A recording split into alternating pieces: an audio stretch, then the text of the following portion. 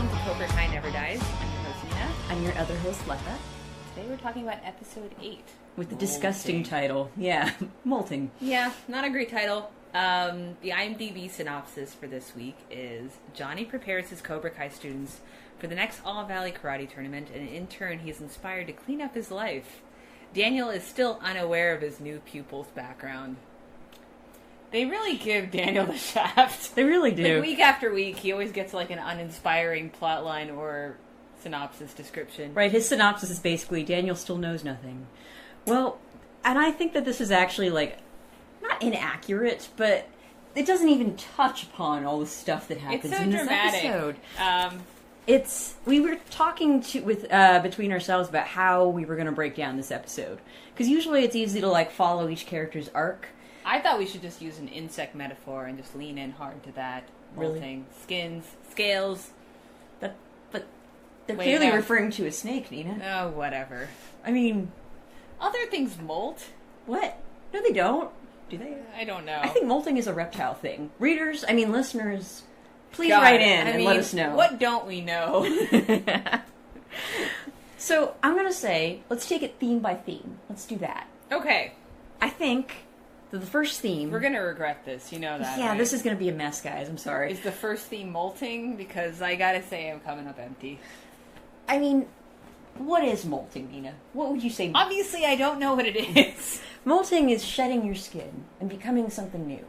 Okay. And that's good. Right? Okay, we'll go with that. And to me, I'm not really sure why that's the title of this episode exactly, but because they seem to be... No, I do. I right, see it okay. all very clearly now. We're going to start with Johnny's plotline, because Johnny, I think in this episode, has turned a corner. I think before he had put all this effort into Cobra Kai, and he was trying to make his students new, but this time he's turning it around on himself and trying to see how he can improve as a person. Right. Would you say he's shedding his own loser skin? Yeah. Yeah. Yeah. He, we begin the episode with him, with a nice little montage of him training the Cobra Kai kids in, like, a junkyard. It's kind of what you'd expect. Like, I love it. It's like a car graveyard. Yeah, like, they're smashing cars with, like, I don't know, crowbars for some reason.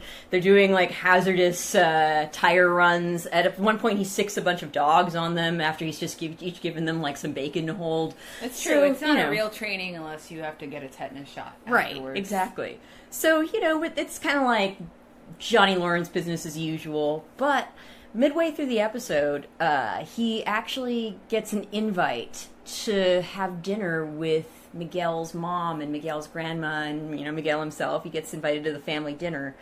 And that's when you kind of see, like, the change. Oh, I should mention that before that, I believe it's before that, he explains to Miguel, like, he finds out Miguel is dating Daniel's daughter, Sam.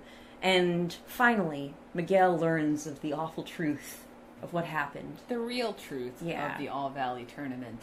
Summer before my senior year, we got into a fight. I figured we'd work things out eventually. But then Anthony LaRusso came to town. This is it. This is the end of the line. Next thing I know, he's hitting on her. I see the two of them flirting with each other. What do you do? Oh, I walked over to have a civil conversation with Allie. What is your problem? Look, why don't you just take your little Cobra Kais and get out of here? Oh, right? Yeah, right. And that's gonna solve everything. But LaRusso kept butting it. What's going on? Yeah, just get... All right. I told him to get lost, mind your own business. Out of nowhere, the guy sucker punches. What an asshole. I know, man. I did what any dude would do. I defended myself. I figured that was that. But LaRusso wouldn't leave it alone. At the Halloween dance, I'm sitting there minding my own business. He douses me with the water hose. Haven't seen the guy in months. He turns a water hose on my head. So I chase him down, try to put an end to things that night, right? Turns out the guy's got a karate master of his own. Guy comes out of nowhere, jumps us, assaults me and my friends. I think my buddy Tommy got brain damage because of that fight. Oh, my God. Eventually, we decided to work things out at the All-Valley tournament. Ladies and gentlemen, may I have your attention, please? The final match, Daniel LaRusso, Miyagi-Do Karate versus John Lawrence of the Cobra Kai. So So we both made it to the finals. It was 2-2.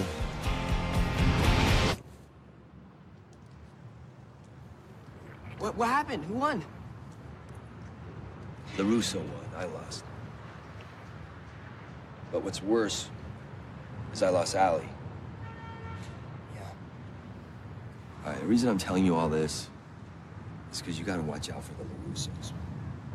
What I love about this is that this whole time I feel like, okay, maybe this entire feud between Johnny and Daniel has been extremely one-sided, like it's all coming from Daniel, but hearing Johnny talk about the All Valley tournament, you realize like, oh no, he's at least as upset and stuck in the past as Daniel. Yeah, they both live in the past. And now he's turning it into a blood feud, which makes like Miguel and Sam like Romeo and Juliet. Like he's, I mean that's what I see playing out in this episode. I think that it would be a travesty not to mention that this basic retelling of the Karate Kid is basically Johnny Lawrence's story, and Daniel LaRusso is the hero. It has its origins quite famously in like a running gag in How I Met Your Mother, where Barney always thinks that William Zabka is the true hero of the Karate Kid. And there's a lot of evidence that's piled up that this show may have only been made because of that running gag. And to that, I want to say thank you, Neil Patrick Harris. So what do you think of the interpretation that Johnny had of that? Basically, not just the night of the All Valley, but like up to the point, like him and Allie's relationship, and like the impact that Daniel LaRusso had on his life. I mean, here's the thing. Like, obviously everyone's the hero of their own story. I love Johnny Lawrence. You know that. You know I'm on Team Johnny, but it's kind of like, even in the clips that he shows, it's like, yeah, you're an asshole. Yeah, when you see 5 of it. So I noticed a few things. One, Allie, I think, not having remembered much about, I don't even think they referenced this in the first movie about how long they dated, but I didn't realize Johnny, that they were dating for 2 years. 2 years is a significant amount of time. Right. And if you see the portrayal of Johnny from that first movie, he's kind of a one-dimensional bully, which is what makes this revival so great, is adds some shame to his character. So that means, like, Allie dated a bully for 2 years. It's not looking great. I don't know. And maybe Allie is a complicated Rubik's Cube, and who knows what she's into. And anyway, casting aspersions on Allie, I see. 2 years is a long fucking time to date someone. You do get the feeling, like, throughout, like, Cobra Kai, the series, that Johnny has never gotten over Allie, and that Allie was more than just, like, this chick that he dated for a while, that, like, he was really, really in love with her. Yeah. And so, I think we mentioned, and he said, oh, we went to golf and stuff, so it's a special time, special memory. Golf and stuff is important to Johnny for that reason. That's where he had his first date with Allie. Yeah, but did we say in the last episode that Daniel had a date? Yeah. Daniel had his first date with Allie there too. Again, like I said, maybe there's only 2 places to go in this town, and you're bound to go to golf and stuff with somebody. Oh, maybe multiple somebody. Do you think that, like... I bet Sam and Kyler went to golf and stuff. I bet, everybody goes to golf and stuff. But it sounds like you're implying that, like, Allie and Daniel going on a date there was like desecrating the memory of golf and stuff, right? It's like they had sex on Johnny's bed. That's what it's like. I mean, yeah. It's a special date memory. Right. So there's like a lot of anger, not anger exactly, but a lot of sadness in Johnny just remembering this, and like you can see that the loss of the tournament is really tied up with the loss of Allie in his mind. I think he's also angry at Allie though, and that gets back to that. I think the toxic masculinity bit. I think, Allie becomes, like, the prize to be won here. Right, because he was like, he says something interesting, which is like, I lost the tournament, and worst of all, I lost Allie, as if those two things are, like, really related. Yeah, connected. So, yeah, like, I think... And it's like, dude, it's high school, and 2 years of going to golf and stuff maybe doesn't mean that much. I don't think she loved you, dude. I mean, that's like a harder thing, actually, to come to terms with. Does Allie love anybody is the real question. Oh, somebody's a little anti-Allie today. I'm just saying we don't know much about Allie, except We'll learn a bit more about what she's doing in the next episode. No spoilers, but... the next season. No, actually. Like, Allie comes up in the next episode. Ah. Yeah. You all should know, of course, that we have watched all of the episodes of Season 1 and Season 2, but we're just reliving them anew so we can do this podcast with fresh eyes. But anyways, we were talking about Johnny's arc, and you see him at a low point when he's, like, reliving the past, but then you see him joining Miguel's family for dinner, And that's like kind of when you see him going through this turning point and realizing that he can break with the past. It is possible. Yeah. And that's based on like what Miguel's mom tells him. I'm so glad Miguel's finally making some nice friends. It's been difficult for him. We've had to move around a lot. Where are you guys from originally? Ecuador. Oh. Why'd you leave? Porque se enamoró de un come mierda. Mama, I got married at 18. After I became pregnant with Miguel, I learned the truth about my husband's job. Let's just say he was a very bad man. I had to get far away from him. Sorry to hear that. Don't be sorry.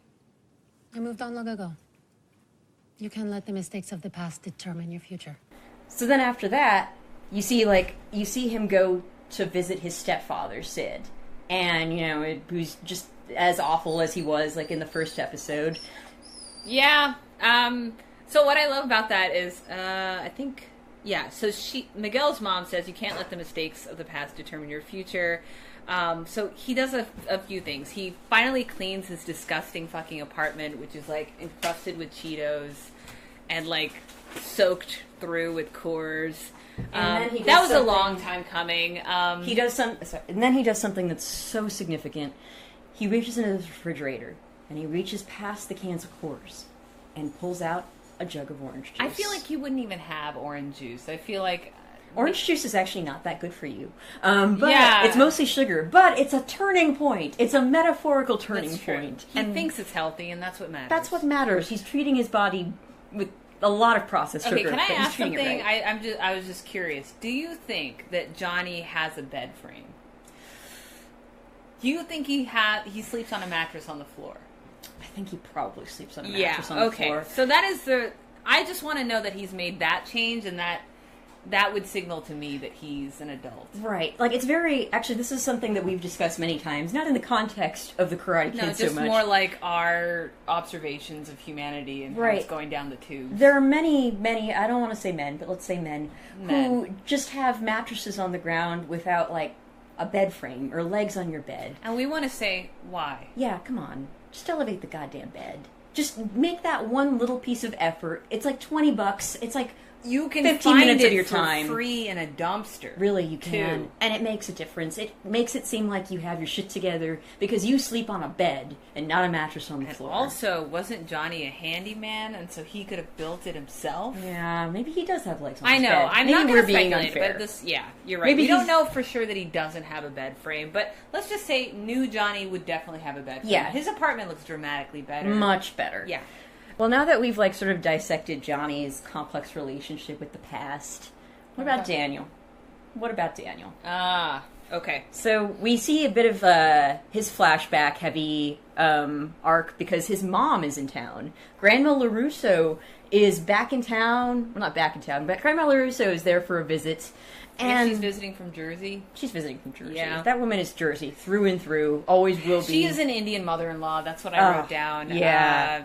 She's basically shading Amanda for not making all the food from scratch, which, frankly, if I was as rich as the LaRussos, I would never cook again. Right? No, I would never. burn all of my cooking implements. Daniel's wife has better shit to do. And, like... She appears to be running a car dealership... on her own. Basically on her own. I mean, I know that Daniel is involved, but, you know, you can already tell that he's getting a little bit distracted with the karate, and... As we find out in this episode, the LaRussos, the two Putz employees, are part of the LaRusso clan and are kind of obligation hires. Well, Louie LaRusso is. Who's the other guy? The other guy, whose name I forget. Exactly. Is not related to the LaRussos, though. I think he's Armenian, to be honest, so that would be a little... Okay, so one person does work and was perhaps...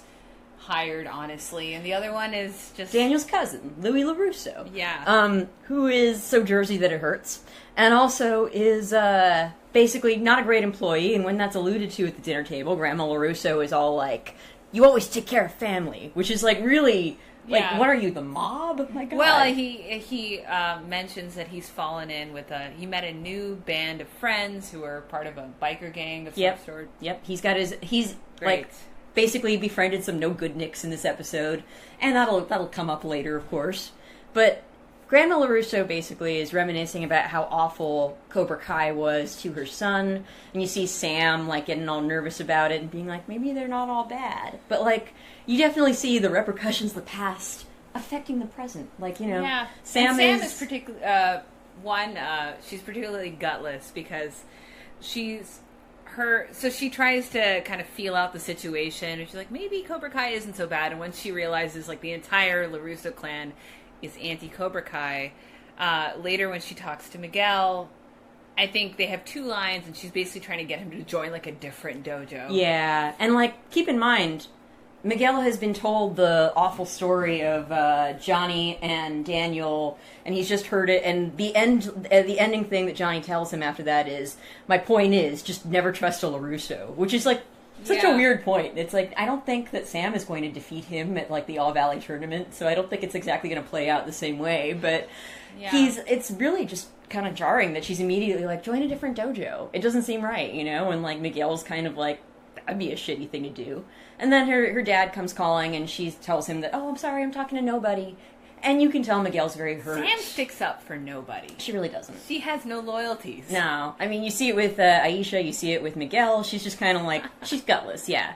And, you know, Miguel is oddly, like, concerned. Like, oh no, Sam's dad's not gonna like me. Oh no, Sam won't introduce me. It's like, what kind of teenage boy, like, is dying to be introduced to somebody's dad? Like, I think this entire show is about exploring the insecurities of all the characters. No matter how put together they seem, they've got something kind of driving them. And so, like, Miguel, up to this point, has been kind of this extremely stable, rational teen in a world full of crazy, karate-obsessed adults. And you finally see that, like, yeah, he does have a little bit of, like, kind of, not to the extent that Hawk does, but he still feels that, like, sting of insecurity of not feeling quite good enough. Yeah, but I think what happens... Can we just skip ahead? Yeah. Yeah, when basically Miguel, at the end of the episode, he wants to go to LaRusso's to, like, introduce himself to Sam's dad, and he looks through the window and witnesses this family dinner.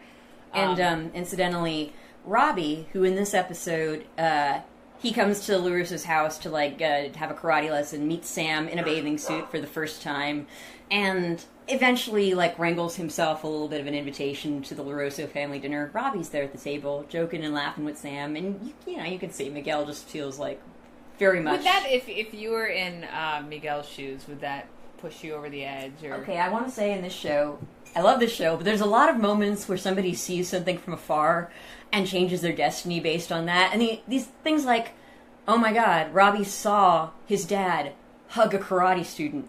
Now he's going to join the LaRusso family auto group. Or, like, Miguel sees through the window that Robby, this kid he doesn't know, is at a family dinner and is just, like, so hurt by that. Robby could have been, like, a cousin. Relative. Yeah, anybody. And it's just, but somehow he immediately senses that this is, like, a rival for his affections, just as Robby actually senses that. Do you think there was a flirty energy between Robby and Samantha? I mean...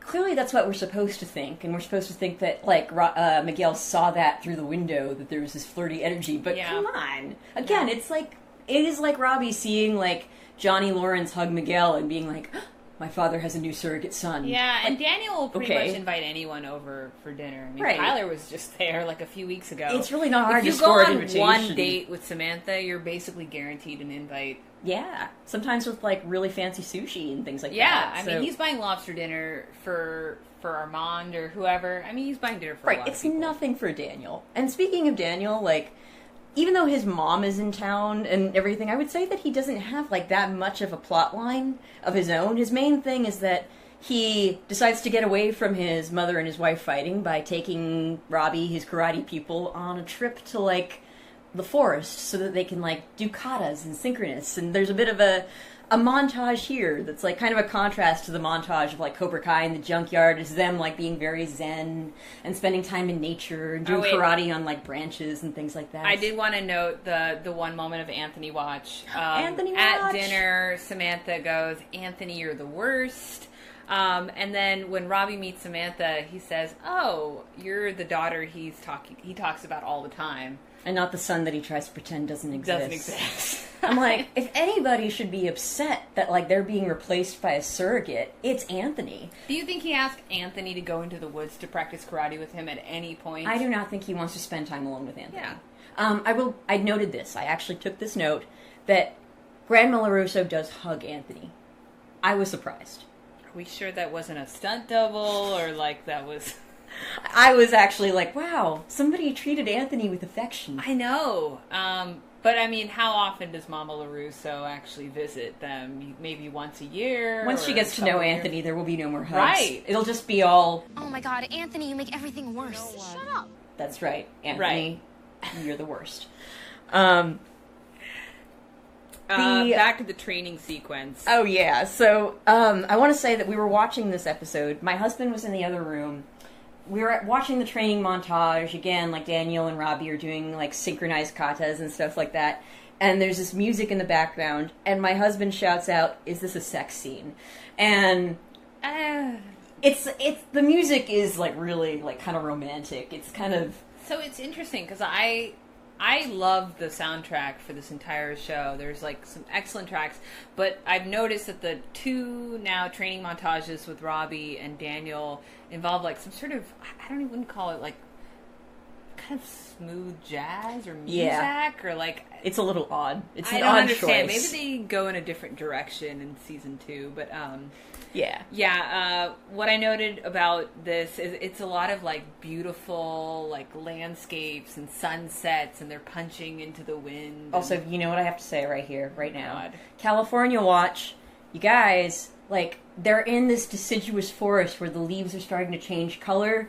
That is not what forests look like. In California, there should be redwoods. It should be coniferous trees, evergreens. Why didn't they... Oh, they're in SoCal. Because it's filmed in Georgia. Yeah. It's the dirty truth. I hate to say God it. damn it. But anyways, sorry. There is a lot of beautiful scenery. I do want to say that, like, it's actual karate, though. That was also, like, I was like, finally, we're getting to see Miyagi-Do's karate. Right. And I want to say, I think it's, like, I think you're supposed to look at this and compare it to the montage of Cobra Kai, you know, when they're being chased by dogs, and meanwhile Robby's doing, like, kicks and, like, in front of a sunset.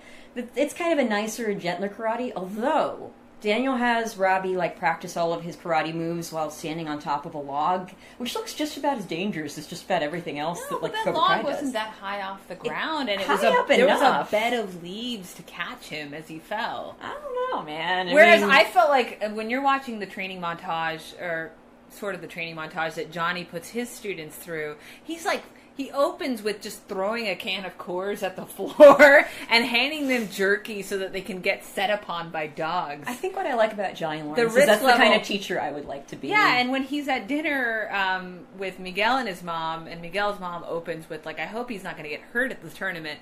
And he's like, nothing he can't recover from. Yeah, nothing permanent. Yeah, it's exactly. Cool. I'm just saying, if Robby had fallen off that log wrong, it could have been something that he could have broken his neck. Totally. Yeah. I'm just saying, karate's a dangerous sport no matter how much smooth jazz is playing during your montage. Life lessons, guys. So I think that's important to note. Now, bringing it back to family. Oh, wait, I had more on that. Sorry. Yeah. I took so many notes during this training montage. Daniel says that Robby was more of a natural than he was. So is this Daniel admitting that he was never good at karate? Wow. I'm just wondering, because I didn't see anything that impressive from either one of them during the training montage. Nina, you're going to have to just face facts. Daniel won that tournament. Oh, yeah. He won it. Sure, on a technicality. Oh, I see. Okay. I'm going with the prevailing... I'm going with Barney on this one. It was an illegal kick, wasn't it? Yes, it was. And the other thing is, there is a point during this very tender bonding moment when Robby is on the verge of kind of confessing his secret Cobra Kai origins, which again seems like such a dramatic thing. Like, do you owe your employer / karate sensei a full family history? Wouldn't you want to know if you were working with the son of your mortal enemy?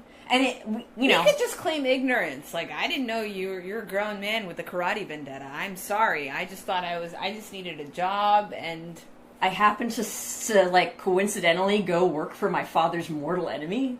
Who'd buy that? I don't know. I don't think that, I'm I don't like people that lie, but I think Robby is justified in just being like, look, I'm just here for the hot meals and the karate lessons. And your hot daughter. I know. I don't really think he's there for a hot Samantha.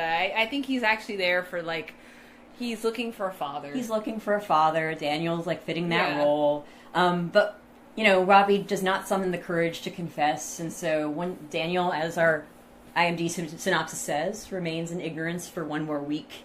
Yeah. And he's not wrong about keeping that from him, because everything that, like, Daniel is, like, worked up in a lather in the last 4 episodes about Cobra Kai and its effect on the city, and, like, the All Valley tournament. Like, he would probably lose his mind. Well, yeah, because it's right. Like, we know at this point that both Daniel and Johnny, like, still, like, take their rivalry very seriously. The people around them know it. Like, Robby knows it, Sam knows it, Miguel now knows it. Yeah, and apparently only Amanda thinks it's ridiculous. Which is great about Amanda. I respect that. Yeah, it's funny, because, like, you know, we were talking about her as a character.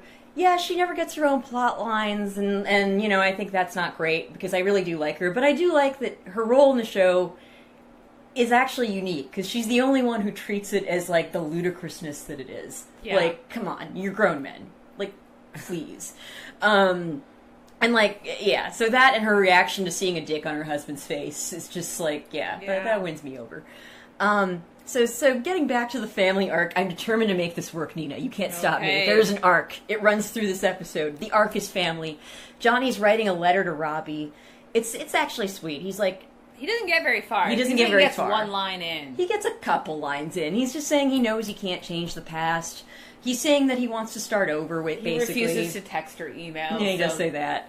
But at this point, he's interrupted because the erstwhile LaRusso cousin, Louie, and 2 no-good-nicks that he's met, the motorcycle people, are, like, taking bats to Johnny's car.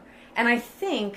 If I recall, like, when they're all having dinner with Grandma LaRusso, Louie mentioned something like, you know, this Cobra Kai guy, yeah, he sucks, especially because we, like, fixed his car for free. What the hell? So I guess that's he's what... exacting blood vengeance. Blood vengeance. You know, Johnny comes out and, like, karates the shit out of them.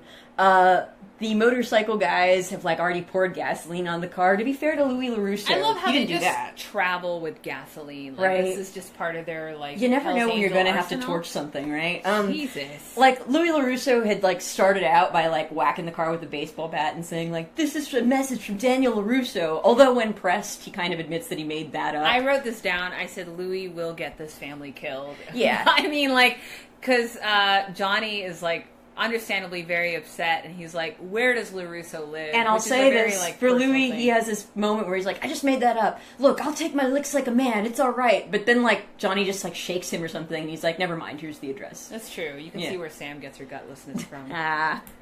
Oh, the LaRussos. Yes. And so that scene and the episode basically just ends with Johnny hopping on one of the Hell's Angels motorcycles and riding off, presumably, to Daniel LaRusso's house.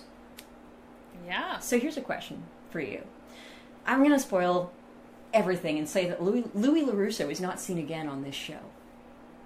Is that true? I believe that's true. Where does he go after this? I think... Okay, so Louie LaRusso is obviously on a bad path. He's very impressionable. He gets mixed up with the wrong crowd. He's willing to basically take orders, right? He's willing to, like, scale a billboard and, like, paint it over because Daniel LaRusso doesn't want to pay somebody to do it. He's willing to, like, beat up his family rivals, like, car. I think eventually he falls into the mob and he just gets, like, fitted for a pair of cement shoes and, like, thrown into the Hudson. Dark. I think so. Really? You see him as a mafia stooge? Yes. Is that because he's Italian and because you're being racist? Okay, it could have been... I didn't say Italian mafia. It could have been any mafia. It could be the Yakuza, for all we know, yes. Indeed! I mean, who knows what kind of gangs prevail in Southern California? It's a very diverse area. That's true. Could have been an Indian gang. Could have been Kyler's gang, you know? Oh, for sure. We don't see Kyler again, really. Right. Oh my god. What are Kyler and Louie LaRusso doing? I think it's all connected. There's like a universe of all these disappeared characters, and they're all just They have their own with adventures somewhere, I think. Along with Anthony LaRusso, when eventually he ends up Well, in that Anthony land. LaRusso for sure is going to join the mob. I mean, Anthony He's LaRusso... got a lifetime of pent-up rage. He's the true victim in this show. And I do feel like a subsequent season has got to focus on him coming into his own. Indeed, and I had been waiting all this time. I was like, you know what? His parents hate him, but maybe he has a loving relationship with his older sister. But now we realize... He's alone in the universe. Yeah. And, you know, do you think that eventually he'll take up karate from a third rival dojo? Oh, yeah. Yeah, or could you see him joining Cobra Kai? Yeah, although the gaming and the general lack of interest in physical activity... might make it hard for him. Yeah. Man. God, poor Anthony. Maybe he could be, like, the bureaucrat that, like, handles the papers. And, Oh. I know, a less sexy, but still essential part of running a business. Yeah, that's I just don't know. cruel. I know. There's no happy ending for a kid like that. Don't say that. I want the rise of Anthony to work. Okay, well, speaking of rise of, or Darth Anthony, I think this is the first episode we get a little glimmer of possibly Darth Miguel. He doesn't have a lot to do in this episode apart from, like, glower, but he's in a theater with his friends, with Aisha and Hawk, and he's airing out his insecurities, and I feel like they're planting the seeds for Miguel to... Because you're right, up until now he's been, like, such a well-adjusted, nice kid. You see that he's, like, really bothered by Sam not wanting to introduce him to her parents. Again, what a weird thing for a high school kid to worry about, but okay, Miguel, you do you. And, of course, you see the expression on his face when he sees the LaRusso family dinner with that interloper Robby just sitting there. Again, a lot of assumptions to make from, like, a pretty innocuous-looking scene, but okay, sure. Yeah, you just see, like, okay, we get it. And, like, he's been told by Johnny that, like, the LaRussos can't be trusted, so we see a glimmer of something in his eyes. Would you call it murderous rage? No, it just looks like teen insecurity. Yeah, teens, man. I mean, but, like, yeah, you see, like, a little, like, chink in his armor. He's, like, he's insecure. Okay, I'm gonna ask...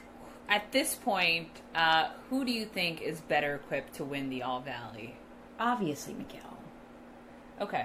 Like, Robby has, I swear to God, been learning karate for 3 weeks at this point. And... What about his natural ability? How much of being good at karate is about effort and how much of it is natural talent? Well, considering I never completed a karate lesson, I could not tell you, but... I have a feeling that it helps to, like, have learned the moves for more than 3 or 4 weeks, right? Like, I mean, I assume once we enroll in karate lessons as part of this great podcast project, we won't be good enough to do the kind of shit that he does for a couple of months. Well, counterpoint, I would say, Miguel is still going to classes, and he's taking karate lessons, like, in the evenings, on the weekends. Robby is not even going to school, and apparently... His work at LaRusso Auto doubles as a karate lesson, and then he's going out into the woods. Oh, so you're saying he's like... So he's getting twice the amount of practice. He's like 24/7 all karate all the time. Yeah. You know what? That's not a bad counterpoint. And he's motivated by this, like, secret vengeance against his father. He's got an emotional component driving him. Although karate's about heart. I want to mention about the secret vengeance plot.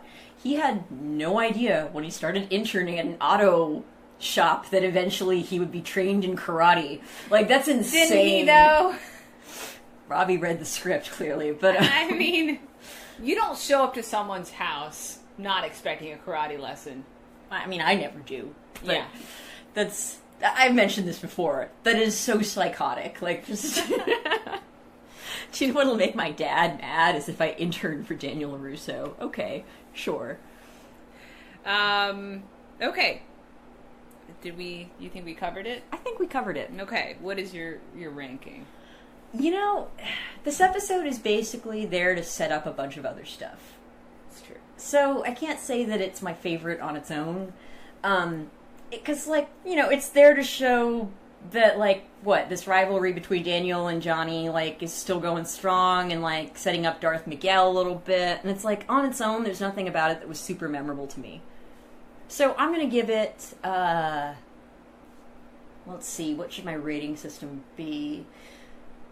I'm going to give it 2 jugs of orange juice. God damn it, you stole mine! This is freaky, guys. Fine. I'm going to give it 3 out of 5 dogs chasing students. This got away from me. I don't know. This is, I think, This is what happens when I let you rank first. You never let me rank first. Wait, no, you always let me rank first. Never Fine. mind. 3 out of 5 Cheeto-encrusted floors. Ugh. 3 out of 5 unfinished letters to the son you're neglecting. Wow. Yeah, I got a lot. 2 out of 5. Now Anthony the LaRusso. ranking is dropping? No, mine was always 2 out of 5. 2 out of 5. Wow. Anthony LaRusso's sad expression when even Grandma wasn't LaRusso looking refuses sad. to hug him. Inevitable. Inevitable. I see. Yeah. Okay. Oh, you know what we didn't mention? For those who don't know, there is a song out there called Ralph Macchio. It is a synth pop extravaganza and really quite perfect to play out this episode. Listeners, you're in for a treat. You're welcome. Strike first. Strike hard. No mercy.